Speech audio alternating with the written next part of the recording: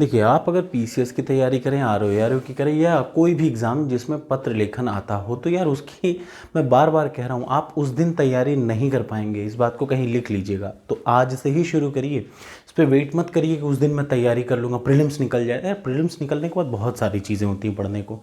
PCS का prelims निकलेगा तो आपके पास टाइम ही नहीं बचेगा, लास्ट में आप फेल होकर चले आएंगे। इसलिए बेहतर है कि आज ही लिख के रट डालिए। तो आज हम लोग पढ़ रहे हैं सर्कुलर, या फिर अगर कहा जाए प्रारूप भेजा जाता है किसका, सर्कुलर का या परिपत्र का, कैसा प्रारूप या फॉर्मेट क्या होना चाहिए।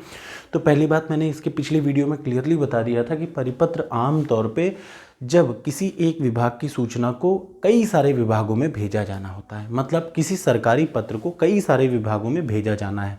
प्लस इसकी एक खास बात होती है, ये सरकारी पत्र के तरीके का ही होता है, बस अंतर क्या है, ये कई सारे डिपार्टमेंट में एक साथ भेजा जाएगा। अब इसमें और सरकारी पत्र में एक अंतर है, सरकारी पत्र में आप अपने आप से कुछ लिख सकते हैं, लेकिन यहाँ पे आप अपनी स्वेच्छा से आप कुछ नहीं लिख सकते, सिर्फ गवर्नमेंट के ऑर्डर्स को या फिर जो आपको कहा गया है सिर्फ उतना ही लिखना है। तो चलिए, सबसे पहले इसका प्रारूप कहता है कि दाहिने तरफ सबसे ऊपर क्या लिखना है, परिपत्र संख्या लिखना है। उसके जस्ट नीचे लिखेंगे वो मंत्रालय या विभाग का नाम जो परिपत्र लिखा जा रहा है या जिस विभाग का परिपत्र है, ठीक है।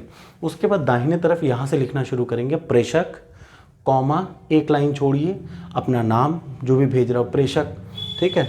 जो भेजने वाला है वो अपना नाम लिखेगा, यहाँ पे वो करेगा, और जब अपना पूरा कंप्लीट पदनाम लिख डालेगा तो यहाँ पे क्या हो जाएगा, पूर्ण विराम लगना ज़रूरी है। अगला, उसके जस्ट नीचे लिखना है सेवा में, सेवा में कॉमा। अब जैसे मान लीजिए 10 मंत्रालयों को भेजना है या 10 समस्त जिलाधिकारियों को भेजना है, तो याद रखिए यहाँ लिखना है समस्त जिलाधिकारी, समस्त जिलाधिकारी, उसके बाद फुल स्टॉप। अगर 4 अलग अलग डिपार्टमेंट को भेजना हो तो पहला डिपार्टमेंट, दूसरा डिपार्टमेंट, तीसरा, जब लास्ट वाला डिपार्टमेंट होगा उसके नीचे क्या लगे, उसके आगे क्या लग जाएगा, पूर्ण विराम लग जाएगा। उससे एक लाइन छोड़िए और दाहिनी तरफ लिखिए स्थान प्रयागराज, दिनांक प्रयागराज का कुछ भी लिख दीजिए, दिनांक जो भी दिनांक लिखेंगे 25 जुलाई 2022 या 25 अगस्त 2022, और उसके बाद में लास्ट में पूर्ण विराम ज़रूर लिखा करिए, इसमें शर्माइए मत।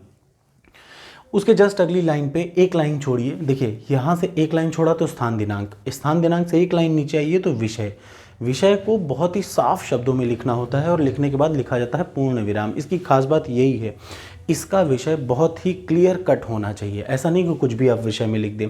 उसके जस्ट बाद नीचे लिखना है महोदय, कॉमा, पहली लाइन छोड़ के अपनी बात लिखिए, पहली लाइन कंप्लीट। दूसरी लाइन लिखते समय शुरुआत में टू लिखिए, टू 10, फिर आगे पॉइंट लगाइए, उसके बाद फिर दूसरी लाइन, ऐसे करके 2 नहीं 10 लाइन आप लिख सकते हैं।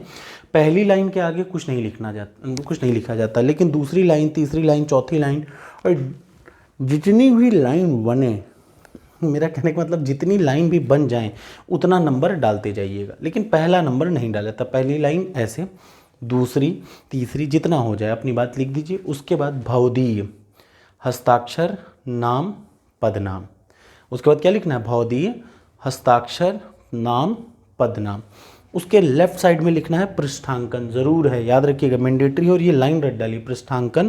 पृष्ठांकन के जस्ट नीचे लिखिए प्रतिलिपि सूचनार्थ एवं आवश्यक कार्यवाही हेतु प्रेषित, याद रखिएगा, प्रतिलिपि सूचनार्थ एवं आवश्यक कार्यवाही हेतु प्रेषित।